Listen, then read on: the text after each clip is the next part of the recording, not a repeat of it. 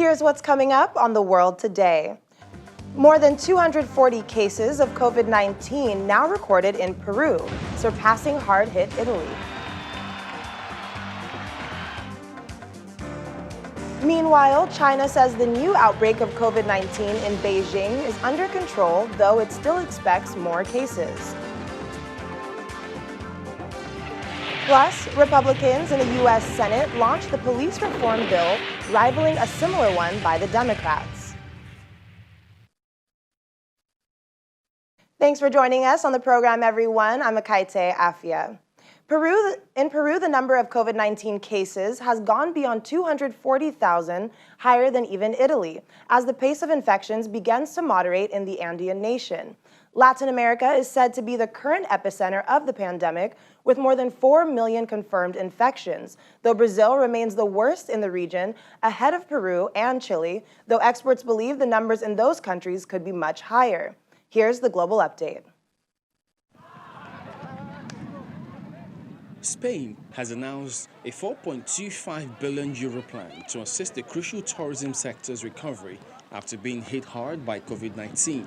International tourism has been closed in Spain since March 14th. So far, the coronavirus has killed over 27,000 people in the country, with 244,683 total cases to date. Over in Russia, nearly 500 doctors have died after contracting the coronavirus. These numbers are a sharp increase from last month's toll of 101. The increase has been attributed to issues supplying protective medical equipment. Russia currently records more than 561,000 cases, including 7,790 new cases in the past 24 hours, making it the third highest cases per country. The death toll stands at 7,760.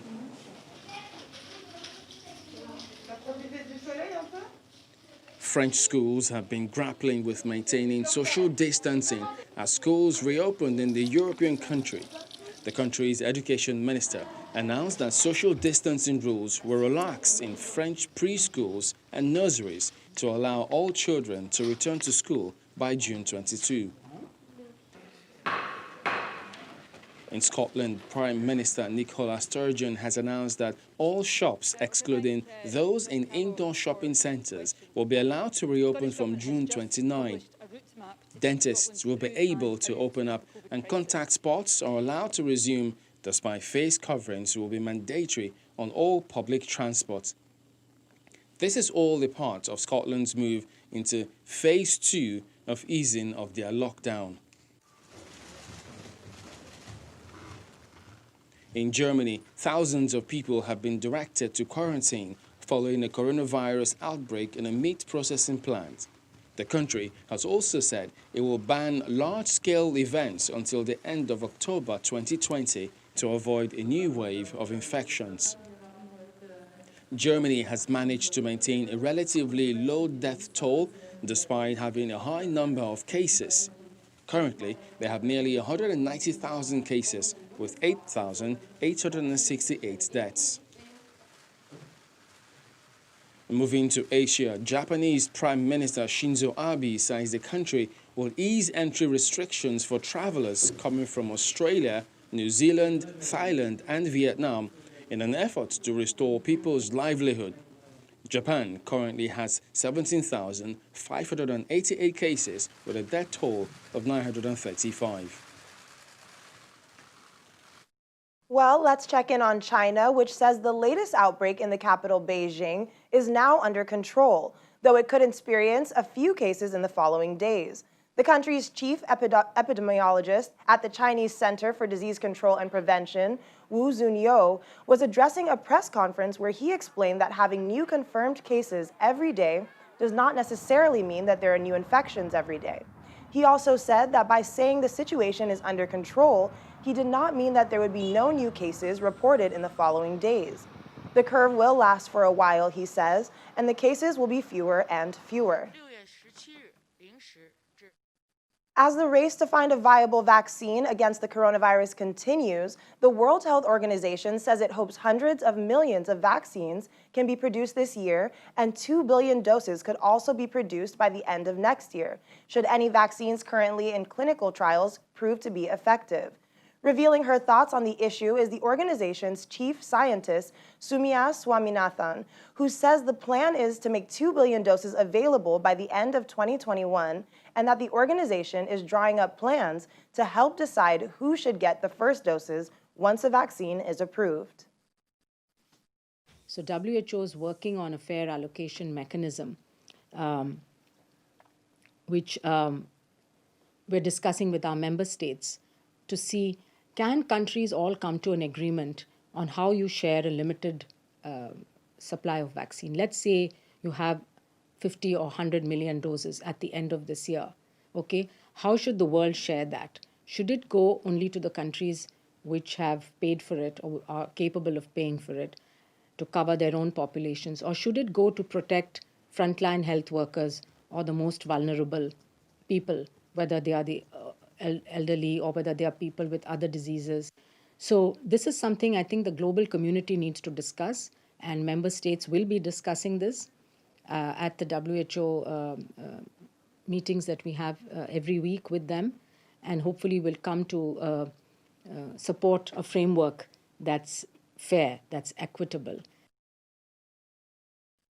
U.S. President Donald Trump has described former White House National Security Advisor John Bolton as a washed-up guy following publication of his tell-all. The administration is making a last-ditch effort to stop the publication of the book because of its contents. Among several allegations, Mr. Bolton says the U.S. president pleaded for help from China to win re-election in 2020. Much of the allegations are based on private conversations and are impossible to verify. The president says the book is made up of lies and fake stories, and that many of the ridiculous statements he attributes to me were never made pure fiction. In the book, Mr. Bolton says China's construction of the internment camps of the Xinjiang region was the right thing to do. Also, that the president was willing to intervene in criminal investigations to, in effect, give personal favors to dictators he liked. Mr. Bolton said Mr. Trump was willing to assist Turkish President Recep Tayyip Erdogan over a case of involving a Turkish company. The Justice Department has filed an emergency order seeking to block the release of the book on national security grounds, and the administration argues that the publication moved forward before the book could be properly vetted. While staying in the United States, President Donald Trump has been met with much criticism regarding his lack of response to policing in the United States. But does his new executive order addressing the systematic issues of policing? Our Washington correspondent Maria Byrd has more. For the shooting death of Rayshard Brooks in Atlanta, Georgia, ex-police officers charged with felony murder, and another officer faces lesser charges. These are the 11 charges against Officer Roth. The first charge is felony murder, and the possible sentences for a felony murder conviction would be life without parole, or the death penalty. While Brooks's wife shows signs of sadness during a press conference, many residents of Atlanta are asking for justice to be served. I was so glad to hear that they got charged, because police never get charged. They can do whatever they want to you. But I won't be happy and satisfied until they're convicted and they're in jail. It's a life. Their life is worth no more than our lives. And it has to stop. Right is right and wrong is wrong. It's the law. I'm not happy at all because it's hunting season. Police are killing us wholesale. They're hunting us and they're killing us. Down here, if you don't know, police are calling out sick because now they're supporting their gang of police. So they're calling out sick, and the police officer who was going to snitch on the other police officer, he backed off of that. So if you heard that news, that's a lie too. He's not going to testify against the other police officer. So it's a game they're playing. They're hunting us. They're killing black men. They're killing black women. They're killing our children. My grandbabies, my grandson, my granddaughters, they're not We got to stop this. The lives of African Americans being taken at the hands of police is an all too common picture. From Washington, Maria Byrd, Channel Television News. Well, let's talk to our Washington correspondent, Maria Byrd. Maria, welcome to the program today. How are you doing? Great. How are you? Thank you for having me. Oh, I'm doing well. So the charges that have been filed against the officer involved in Rayshard Brooks' killing, what are protesters and the family of the victims' thoughts about these charges, and would they like to see more? Well, first of all, the family is saying that they are happy to see the charges come. Yes, would they number one would love for their loved one to be back. They would love for Rayshard Brooks to be back and alive, but that is not, where we are. And so the 11 charges, asking for more. He's getting charged with murder. One of the sentences potentially could be life imprisonment or even the death penalty for the murder charge that he has received.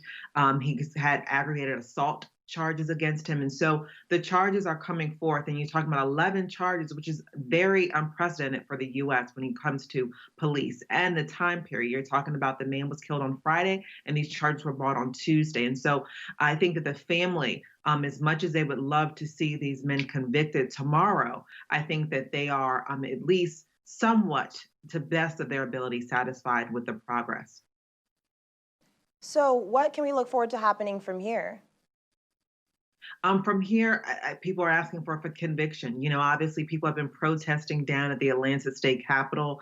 They've been protesting outside of the district attorney's office. They're saying they want justice. They want laws to be changed. They want reform.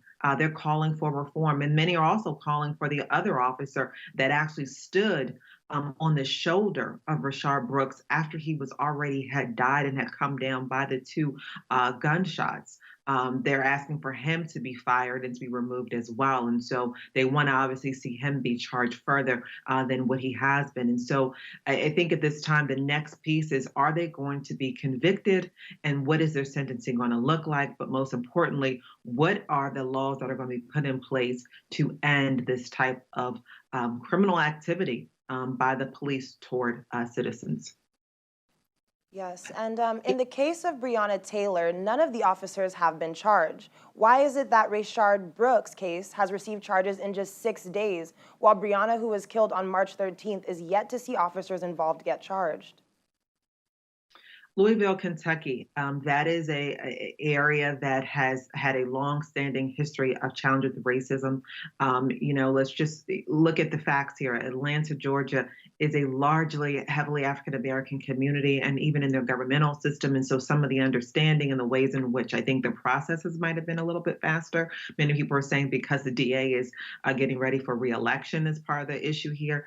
And so I think that there's obviously been laws put in place relative to Breonna Taylor enacted in her name, but the police have not been brought forth. And so that is what many people are saying. They will not rest until they see that young woman whose life was taken at her bedside, until they see that being rectified. And so we'll have to see. Kentucky's a very different state, and unfortunately these types of things are prosecuted and processed through the state. Of course, of course. Well, thanks again for joining us, Maria. Thank you for having me. And still ahead on the program, the back and forth between Indian and Chinese authorities have done nothing to douse tension building in the Himalaya region after 20 Indian soldiers were killed in clashes with Chinese counterparts. Stay with us.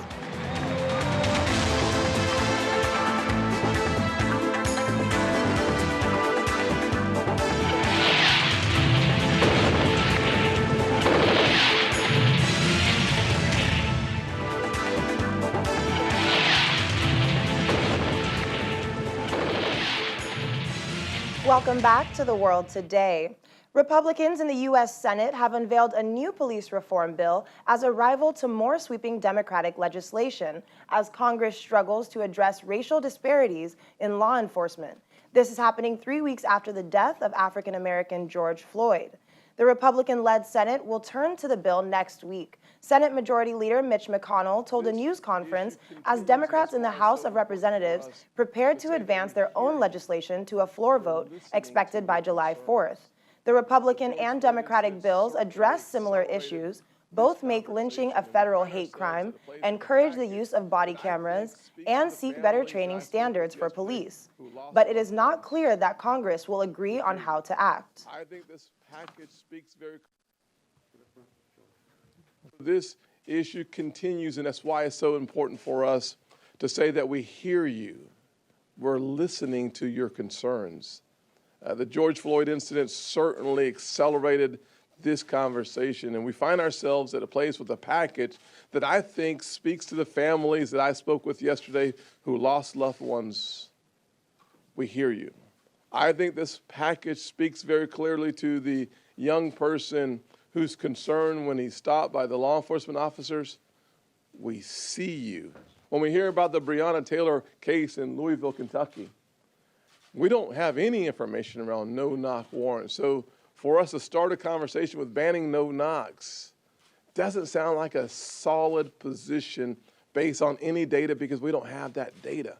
Once we have the information, we can then turn to the training that is necessary to de-escalate situations. And our Democratic friends, if they want to make a law and not just try to make a point, I hope they'll join us in getting on the bill and trying to move forward in the way the Senate does move forward when it's trying to actually get an outcome, rather than just sparring back and forth, which you all have seen on frequent occasions by both sides. Joining us now is Nick Akinbemi, a police officer with the California Police Department in the United States. Nick, thanks for joining us. Thank you for having me. So President Donald Trump has passed a new executive order banning the use of chokeholds unless an officer feels like his life is in danger, and some have criticized it for falling short of what is needed.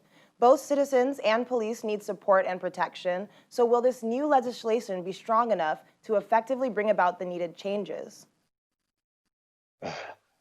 So before I answer that question, I also want to ensure that everyone understands I'm just speaking on my own perspective and my own experience. I'm not speaking on behalf of any law enforcement agency. Do I believe that this legislation will be strong enough to effectively bring about the needed changes? I believe it's a start.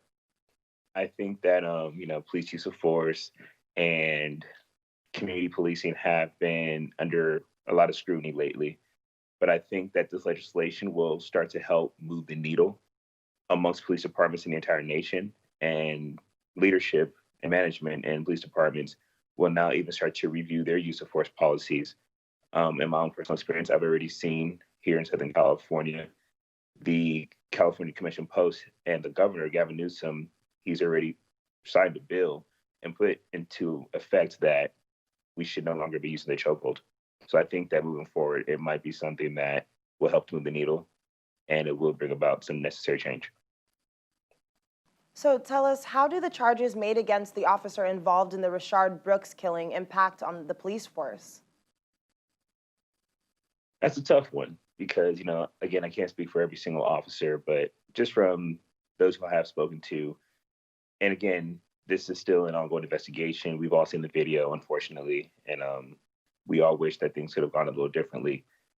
But I think it kind of just makes, I don't even say makes the job a little harder, but it makes us think even more before we do certain things, before we act on certain things, which is what we should be doing because, we don't want to take someone's life. We don't want to hurt anyone. We always want everybody to go home safely, whether it be ourselves or the citizens, like you said. But I think it makes officers really just try to find a better solution to the end result so that everybody is safe and gets home safely. Definitely. And with the recent killings of Rayshard Brooks, George Floyd, Breonna Taylor, and several other African Americans in the United States, sparking global protests, it seems that police have become public enemy number one. So tell us about your experience as a police officer and a Black man during this global Black Lives Matter movement. It's been tough. And I will say that, as a man and as a Christian man, my faith in God has been able to really help me traverse these times. But it's tough because, one day you're patrolling and you see people in the community who you see on a regular basis and they wave at you, or an African American people, they wave at you, and then these protests and things start happening, and then you wave at them, and they just pretty much turn a blind eye to you as if you don't exist anymore. And I think for me, as you stated, I'm a police officer, but I'm also a Black man. I do see both sides of what's going on right now. And all I can do is just pray and hope for the best, because I, this is something that I believe that unfortunately in 2020 should not be happening. We should all be able to walk the streets freely and not be concerned about whether or not our life will be taken away, whether it be law enforcement or African American in the community. I do understand why these things are happening. Again, I wish things were different. I don't condone violence. I don't condone vandalism or anything of the sort, but I do understand what's going on. And in my experience as a police officer, I have had to go out to a few of the protests, and it's a lot.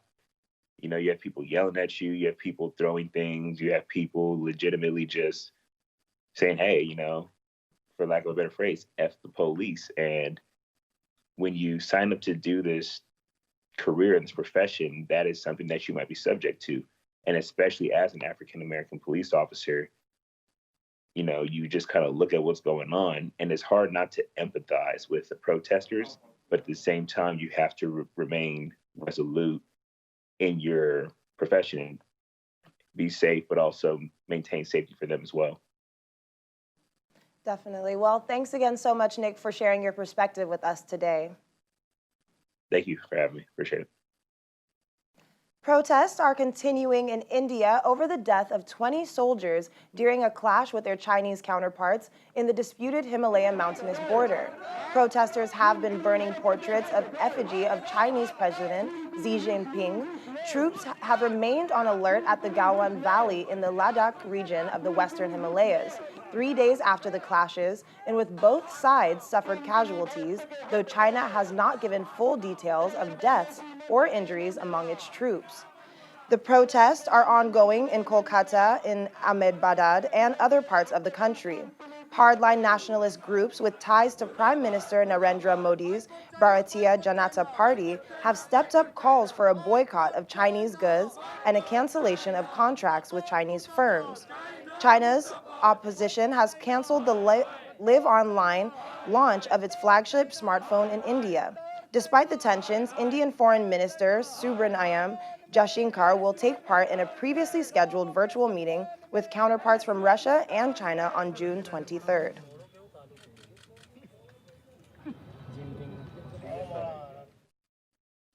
Well, thank you so much for joining us on The World Today. I'm Akaite Afia.